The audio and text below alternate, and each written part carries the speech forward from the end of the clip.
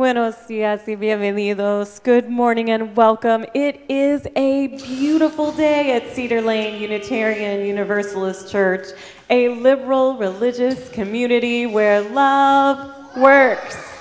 I am so glad that we're here together this morning, and I want you to know that whoever you are, wherever you are from, whomever you love, wherever you are on life's journey, and whatever your gender identity, beliefs, or immigration status, you are welcome here. A special welcome to those who are joining us online for our service, whether in the moment or catching up with us later. We're glad to have you with us. And if you're new to Cedar Lane, please know we have a small gift for you. So if you could please raise your hand nice and high if you're comfortable and keep it raised. Our ushers will find you. Our ushers and our greeters will find you. Know that all are invited to stay after service to enjoy coffee and conversation. And visitors, if you choose to use a yellow mug, know that our members and friends will be sure to greet you, because at Cedar Lane, yellow means hello. Can I have you every week? You're so good at that. Thank you. In a moment, we will turn and greet one another. But before we do, I draw your attention to the announcements page included as an insert in your order of service. Here are a few highlights. After our multi-generational service today, children and families are invited to head to their religious education classrooms for class holiday parties. Our lay pastoral visitors work closely with the ministers to support the pastoral ministry of our congregation. I want you to know that if you have a pastoral need or concern today, Helen Pachakek will be available with the Joys and Sorrows candles, and then after service, she will be available in the library. So each month, we share the offering plate with an organization that is working either locally, globally, or nationally to build a more just world. Our Share the Plate offering today will benefit the Unitarian Universalist Service Committee. The UUSC reports that its work began in 1939 when the Reverend Waite Skill and Martha Sharp took the extraordinary risk of traveling to Europe to help refugees escape Nazi persecution. Since then, the UUSC has continued to live into its mission to advance human rights and social justice around the world, partnering with those who confront unjust power structures and mobilizing to challenge oppressive policies. I have another announcement, a big one that is sad and it's also happy. Membership coordinator Roger Santo Domingo has been with us for the past year. And since Roger has been membership coordinator, we've had 77 new members join the congregation.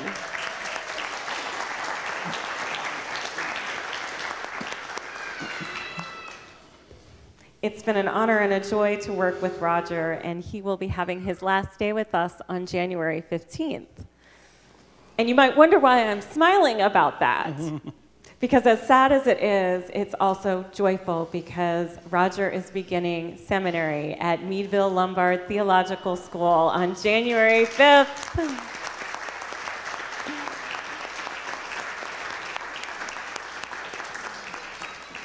Becoming a minister is really hard, and the home congregation is essential in that process, and I know that Cedar Laners will show up to support Roger, Sibel, and the whole Santo Domingo family through this time. Thank you, Roger. I have another special announcement. Next Sunday morning, we will have only one service, and it will be at 10 a.m. So we have the 3 evening services, that's in your insert, but there's also the 10 a.m. service on Sunday morning. Now, let's greet our neighbors.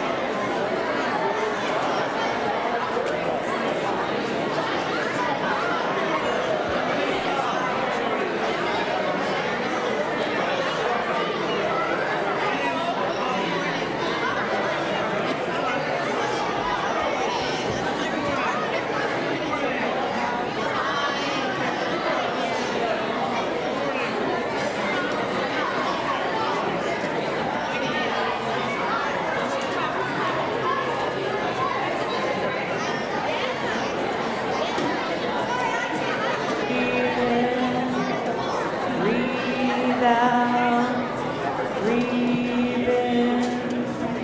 Breathe out. Breathe in. Breathe out.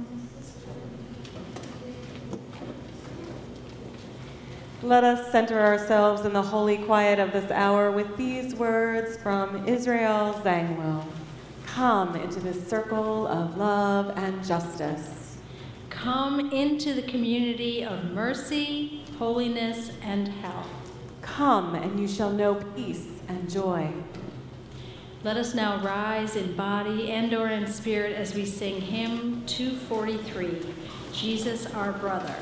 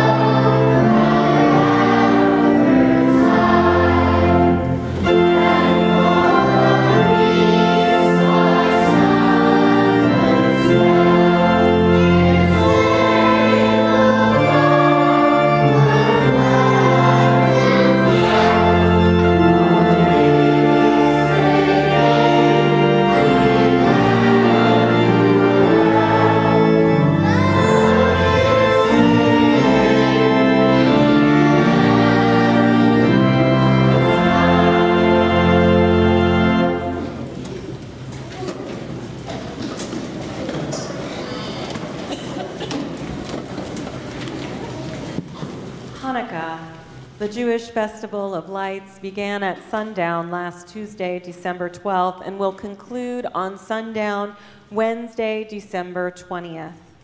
Each of the 8 days of Hanukkah, at night the menorah is lit in synagogues and in homes after nightfall. For the Jewish people, Hanukkah is a time when they restore their inner spiritual temple, kindle the spirit of their families, bask in the glow of the small miracles in their own lives, and rededicate themselves to God and to life. Cedar Lane has a long tradition of kindling the menorah during Hanukkah in spiritual solidarity with our Jewish siblings. I'd like to invite new member Janet Goldberg to come forward and share the blessings in Hebrew that accompany the lighting of the Hanukkah candles.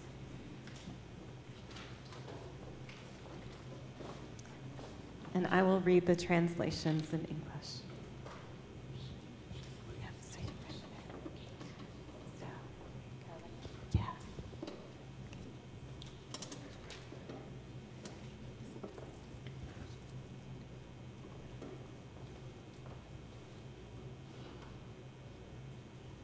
Blessed are you, our eternal God, ruler of the universe, who has sanctified us with your commandments and has commanded us to kindle the Hanukkah lights.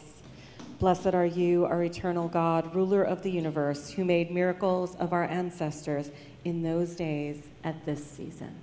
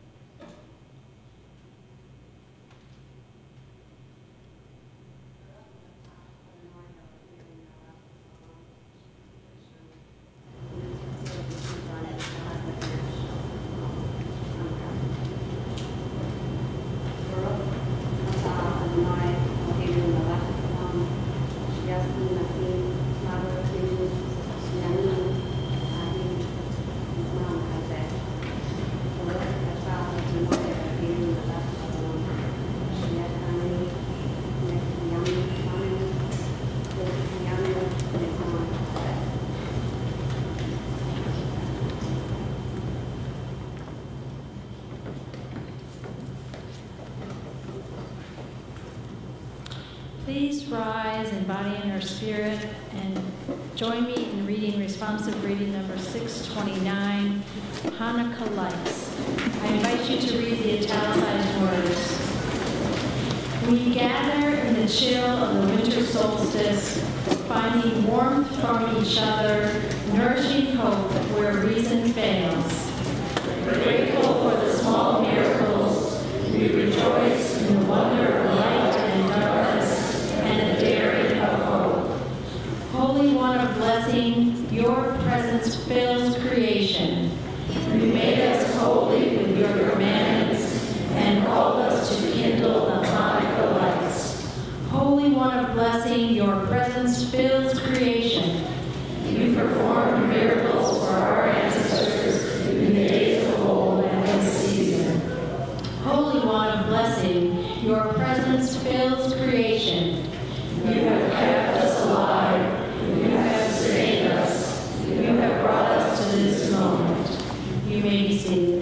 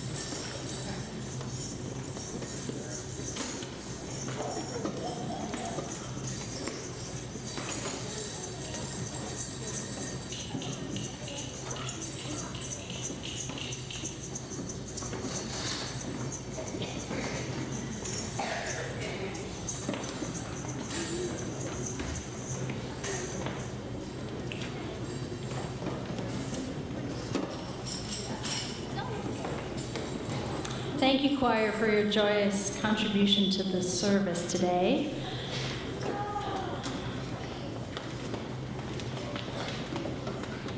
Each time we gather for worship, we set aside time to expand the caring ministry of this congregation. We gather not for our needs alone, but to bear witness to the joys, sorrows, and milestones that unfold in all of our lives, and to serve as companions to one another throughout these profound journeys of faith. We gather to build a beloved community where all souls are welcome and lives are rendered whole and reconciled. Our hearts are with those for whom parenting is a primary spiritual practice.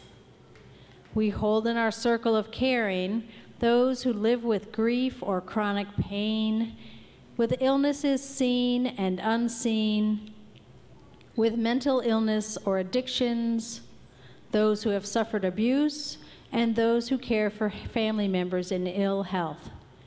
We hold in our hearts and prayers Kay Scott, who is recovering from a virus that has had her feeling awful for almost 2 weeks. Cards are welcome. Last weekend, there was a car crash on 270. One of the victims was Sander Cohen, a Deputy Maryland Fire Marshal and Lieutenant in Rockville's Volunteer Department. The other victim was an FBI agent. They had stopped to help a motorist when a car struck them. Many people in our community have been affected by this tragic moment and time. We hold all who have been affected in our hearts.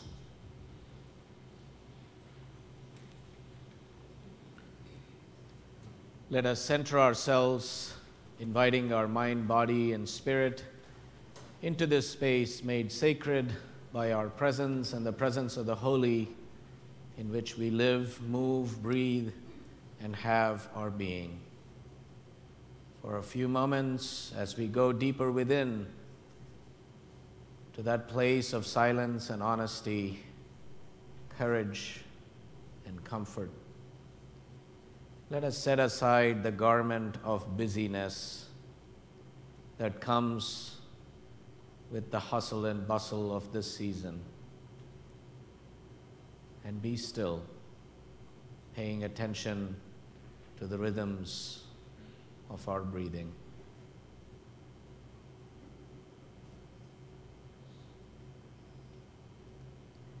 Would you join me in the spirit of prayer?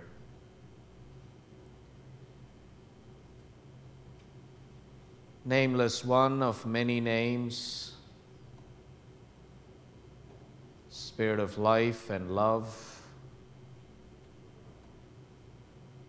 we gather with joys and sorrows, gains and losses, delights and disappointments. We gather to touch new depths of understanding and compassion within our inmost being. Despite our feeling overwhelmed or anxious in this busy time of year, may we not resist the spirit of the season, the Hanukkah spirit that calls us to rededicate our inner spiritual temple to what is true and good and hopeful. The spirit of the solstice that reminds us to be aware of the turning season, the nourishing dark, as we await the light. And the spirit of Christmas that asks of us, despite the trials and tragedies, struggles and disappointments, to find it within our hearts to be joyous and hopeful. Help us, O Spirit, to acknowledge that this is a complicated season, a season of joy that also brings with it sadness, as gladness and sorrow take place together. A season of light that brings us to see more intensely the shadows of our lives and in the world. a season of hope that underscores how far we still must travel to realize our dreams. Help us. Help us abandon cynicism, suspend suspicion. Help us overindulge in friendship, give endlessly of compassion and justice. Let the soul season flood throughout.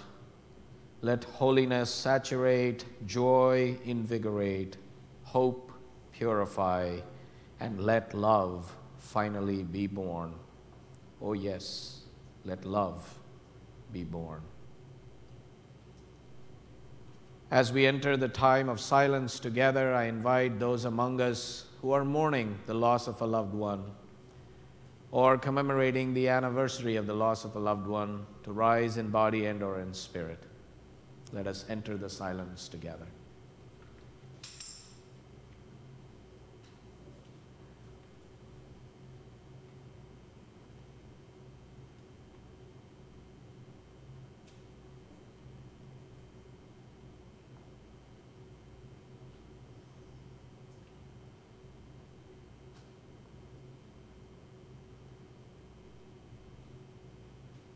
In the name of all that is holy, life-affirming, and life-sustaining, we say Shalom. Amen. Blessed be.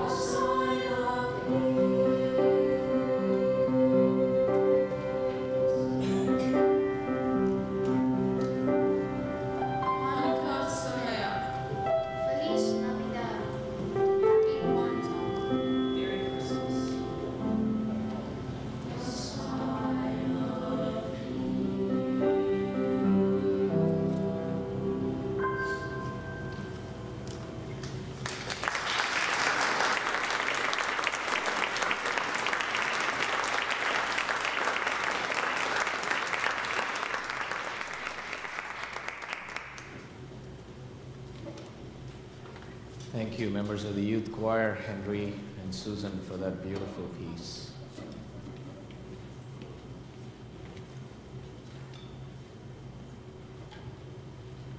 Lucia and her mother and baby brother lived with a velvet brown cow and a milk white cat in a little house at the foot of a mountain in the far north.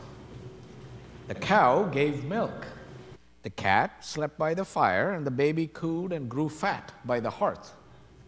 They were happy together, even when winter piled snow outside their door. One year, the wind blew down the mountain fiercer than it ever had before. The wind screamed so loud sometimes that Lucia could not hear her mother humming as she rocked the baby by the fire. Frost covered the nail heads in the walls, and the wind that sneaked in through the cracks tossed the last of the flour in the barrel around so that it seemed to snow inside the house as well as out. One day, the sun did not rise up over the mountaintop, and the next day, and the next, and the next, and the next, not a glimmer of sun shone, no matter how long Lucia watched for sunrise. Dark roosted on the land. "Where has the light gone?" Lucia asked. "I don't know," her mother replied. "Even the oldest ones never told of this darkness." She wrapped Lucia in her arms. "We will be each other's sun until the real sun returns," she said. As the dark days wore on, the baby began to fret and fuss, and the cow gave less and less milk until one day she was dry as a stone. The fire smoked and shivered and refused to heat the corners of the house or bake the bread. At last, Lucia could stand it no longer. "I will go look for the sun," she said to her mother. "Perhaps it has lost its way." "It's too cold and dark," said her mother, "and there may be trolls." My grandmother told how when she was a girl, in the bitterest of winters, the trolls came down from the mountain and stole chickens and pigs and even a child. Ooh. Lucia shivered and hugged her baby brother close. "Still," she said, "don't worry, Mama. I'll find the sun and be back in time for breakfast." Though how could anyone tell when breakfast time was in all that dark? "I can't let you go. We will live without the sun if we must," said Lucia's mother. The baby wailed thin and high, and Lucia's mother shushed him.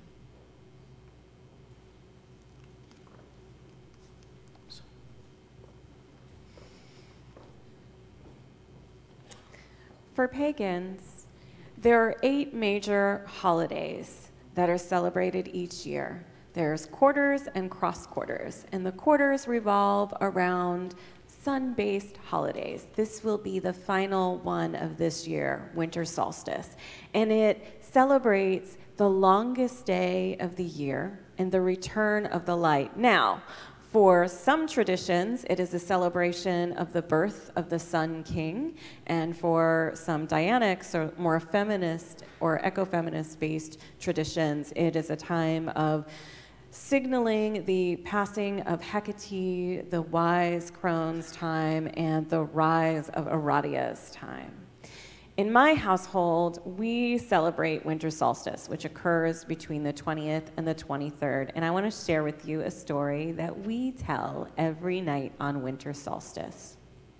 So first, we close all the curtains in the house, and we shut off all of the lights, and we stand around our kitchen table, which has a candle on it, and usually I'm the keeper of the flame, so I hold the matches as I tell the story. And we're in pitch darkness, the kind of darkness where if you're in your closet and the door is closed and you can't see any light, or if you're in the bathroom without the light on and the door closed, that complete and total darkness. And we talk about our ancestors who experienced the rhythms and the cycles of nature and were forced indoors during colder months. When that darkness came, they had to huddle together around the fire, tell stories to each other to stay occupied. And maybe because of the cold and because food stores ran low, maybe there were losses that were experienced. So it was a time of darkness, it was a time of loss, but it was also a time of deep sharing where across generations stories would be told. And in this time of deep sharing and of darkness, families would huddle together on the longest night, knowing that this was as bad as it was going to get. Because in the morning, when those first rays of sunshine would happen, the days would begin to get longer and longer and longer. So in my household, when we pronounce that the sun is reborn, I light the candle and we cheer, and my kid's favorite part is we open a present. But the point of the story is that dawn always comes. That first light does happen. Please rise in body or spirit as we sing together song number 46, Now the Day is Over.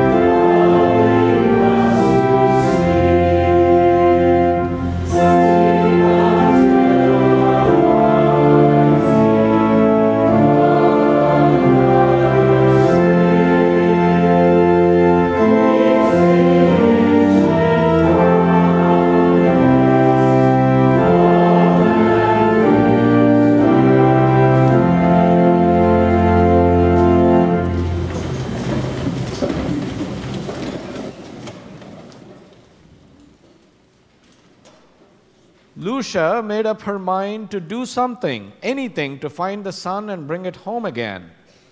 At last, when her mother, rocking the baby, fell into a fitful sleep, Lucia put on her warmest socks, hat, and mittens, pulled on boots, buttoned up her coat, and wrapped her scarf around her neck.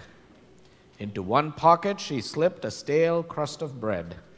Into the other pocket, she put the tinder box, for who knew when she might have need of a fire to keep her warm.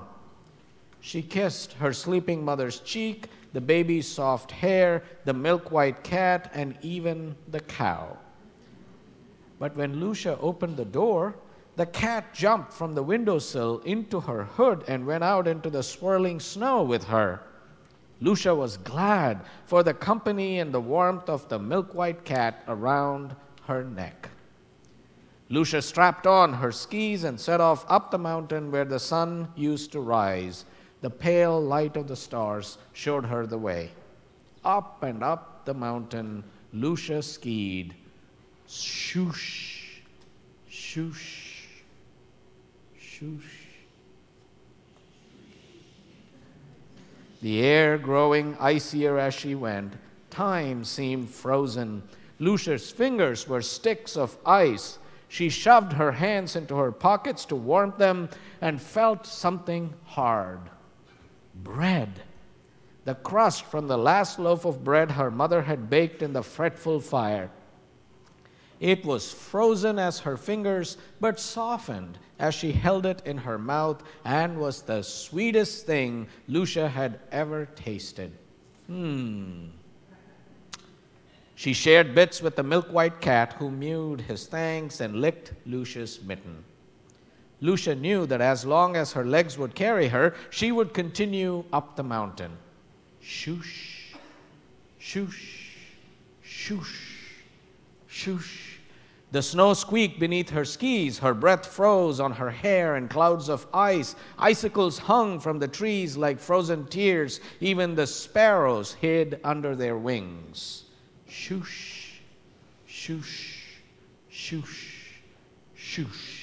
The trail grew steeper. The path led Lucia into a stand of trees where even the starlight couldn't shine.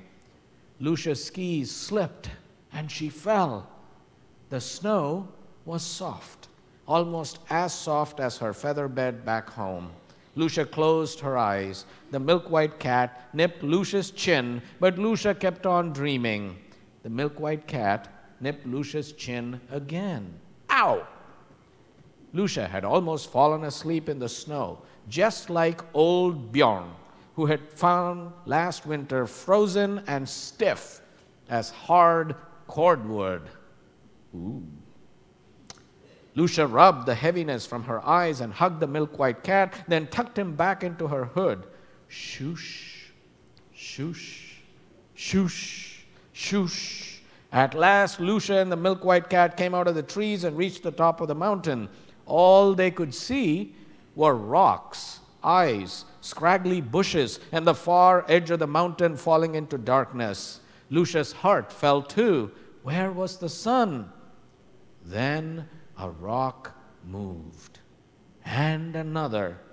A rock sprouted an arm, then two arms. Rocky heads with stony eyes rose up from the ground. Many heads, many eyes, all watching Lucia. Not rocks, trolls. The trolls crowded around Lucia. Lumpy fingers poked her. Supper, roared a troll with branches growing from his ears. No lunch, shouted a troll with mossy teeth. Yeah. Breakfast, screeched a troll with icicles hanging from her nose. The ground shook. The milk-white cat hissed. Please, Lucia whispered, do you know where the sun has gone? Troll found sun sleeping, shouted one troll. Wrapped sun in blankets so sun can't get out, shouted another. Now trolls never have to hide, crowed another. Eat any time we want. Little girl wants sun? Asked one troll. Oh, yes, please, whispered Lucia.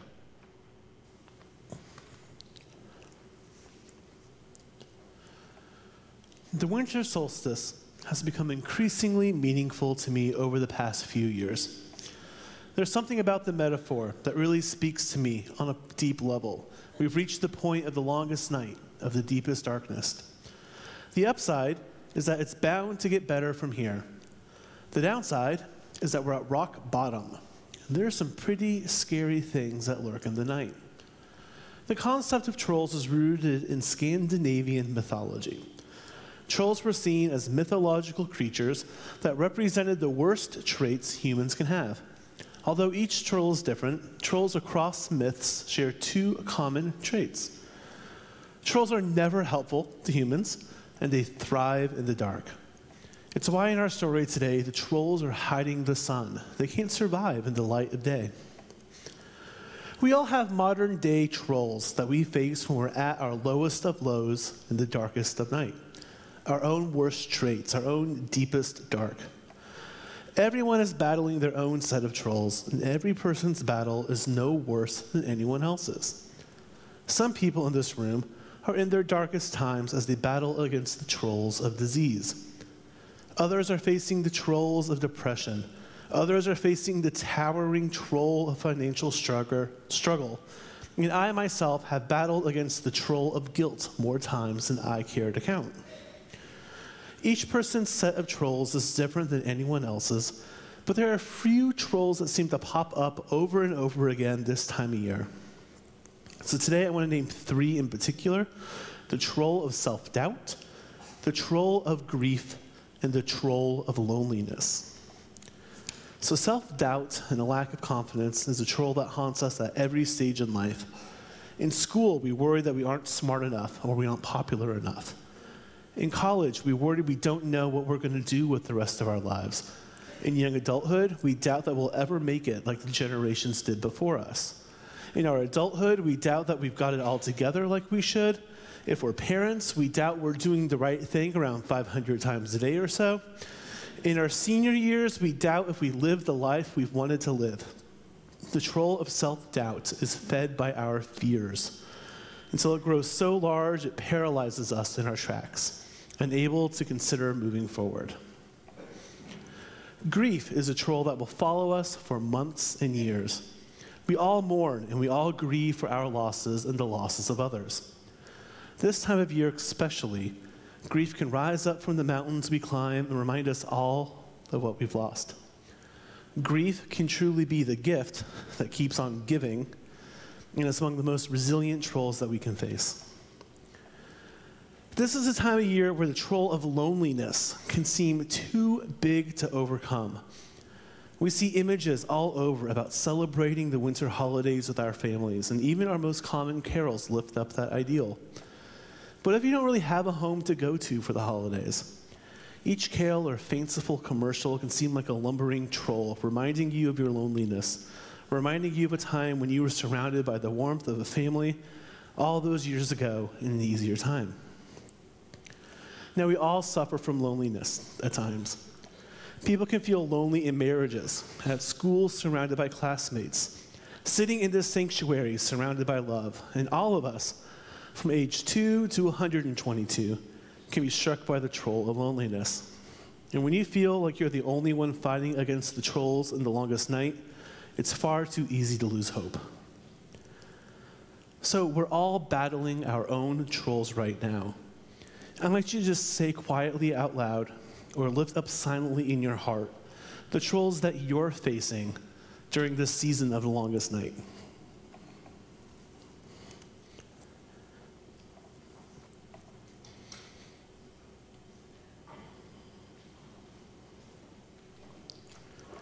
May we all find comfort in knowing that we aren't alone in battling the trolls.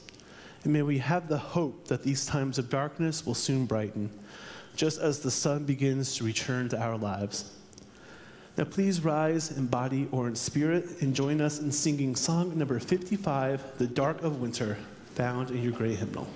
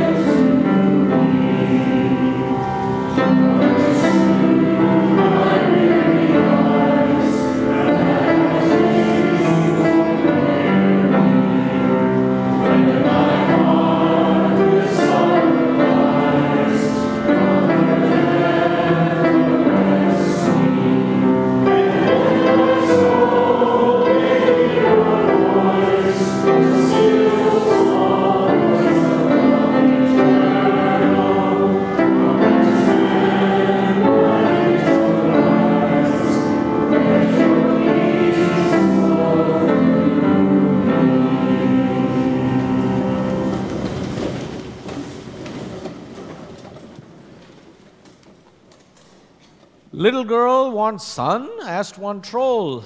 Oh, yes, please, whispered Lucia. Come and get it. The troll taunted, kicking a bundle of rags at Lucia. Not a gleam of light shone out of the rags. How could anything so small and shabby be the sun? Lucia reached for the rag ball. A troll foot kicked it away. Lucia reached for the ball again. Another foot kicked it, and another, and another. Lucia stumbled through a maze of troll legs. A leg shot out in front of her. Splunk! She fell face down in the snow. Something poked hard at Lucia's ribs. That tinder box. Wait! Lucia cried through chattering teeth. That ball of rags is not the sun. Trolls have sun, the trolls thundered. Trolls have sun. Lucia's heart beat faster, but she clambered to her knees and pulled off her mittens. She took the tinder box out of her pocket, then tried to strike a spark. Scritch, scritch. The trolls leaned in closer. Lucia's fingers shook. Scritch, scritch. Blue sparks skittered and died. Lucia struck harder. Scritch, scritch, scritch, scritch. A spark caught on the dry moss in the tinder box. A little flame bloomed, warming Lucia's fingers the way the fire back home used to do. Look, Lucia held out the box. I have the sun right here. The trolls peered inside. That's not the sun. A troll howled, and he knocked the tinder box from Lucia's hands. Flames sputtered across the snow and died. Eat her. Eat her now. Get sun. Catch the possums for dessert. Okay. But the milk-white cat was quicker than the trolls. He leaped from Lucia's hood and battered the rag ball out of reach. Faster and faster the ball rolled, rags unwinding behind it like ribbons on the snow. Stop, stop, the troll screamed. The last rag unrolled. The blanket fell off. The sun blazed forth dazzlingly bright. Lucia covered her eyes. Crack! All around Lucia, trolls turned to stone. Shadows stretched black across the snow. Like a wheel, the sun rolled on right off the edge of the mountaintop and up into the sky, growing bigger and brighter as it climbed. Black sky paled to rosy dawn. The mountaintops glowed. Lucia lifted her face to the sun. Light and warmth poured over her. She picked up the milky white cat and kissed his fur, as silky and soft as her baby brother's hair. Good kitty, Lucia said. Good, good kitty.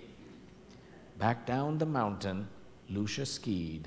Through a forest of trolls and a forest of trees, the milk-white cat tucked into her hood. Her pale blue shadow raced ahead of her. Swoosh, swoosh, swoosh, swoosh, swoosh, swoosh. Down and down the mountain, Lucia followed her own tracks all the way home, where pink smoke curled from the chimney. Sunlight followed Lucia through the front door and poured across the floor, as warm and sweet as honey. A fire blazed on the hearth, and the baby cooed and clapped to see Lucia.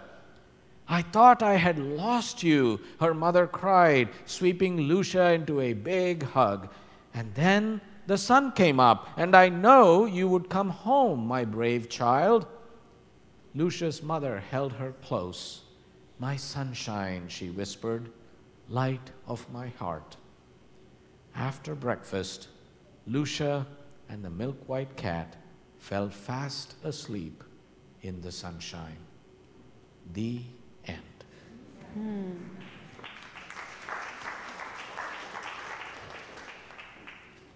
In just a few days after the longest night of the year, those first rays of sun will shine. Light will dawn, and the days will get longer and longer. But the darkness will come again.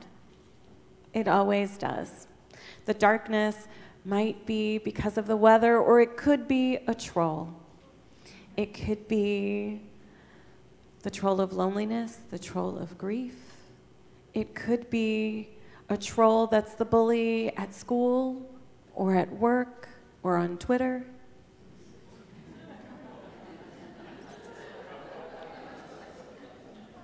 The trolls will come and will force us indoors in the darkness. We might feel like we're alone in that darkness. And there's a reason why Lucia is the heroine of this story during these dark times. And it's because as adults, as sage elders, when something happens, when we are driven indoors, when we are facing adversity, oftentimes we look back at the files on our mental hard drive to see what's possible. We think about what we've done or what our family's done or what someone we know has done in a similar situation and where things went wrong for us before, where things went wrong for them. And then we decide if anything is possible, if light is possible. But Lucia and our teenagers and our youth, they've remembered something important. They have access to Google. Spiritual Google. We have access to Google too, spiritual Google, that higher order of thinking or being, that higher creativity. It exists in us too. And it can give us the courage to go forward like Lucia. Lucia didn't just stop. She thought, if I believed it were possible to get the sun back from the trolls, what would I do next? Well, I'd grab a tinderbox, and I'm probably going to get hungry, so I'll put some bread in my pocket.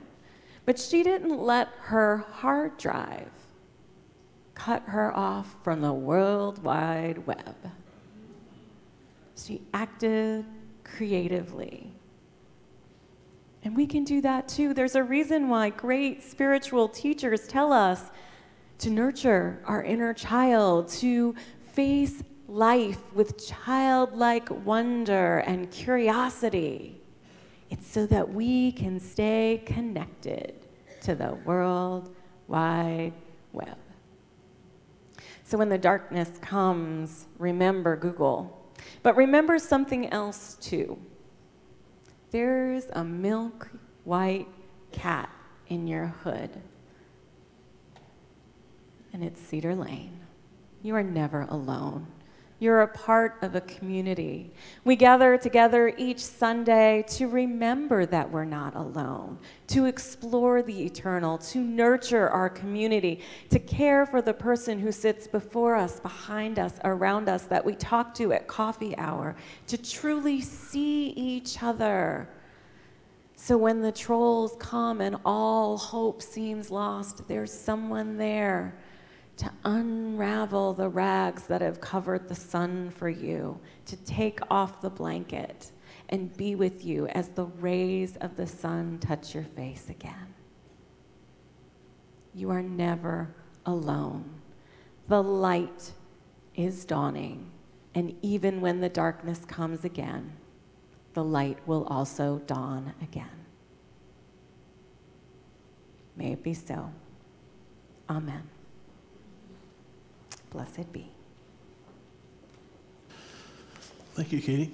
Our offering today will be shared with the UUSC, the Unitarian Universalist Service Committee, an organization that's dedicated to unraveling those balls of light to spread more light into the world. Please give generously. The offering will now be given and gratefully received.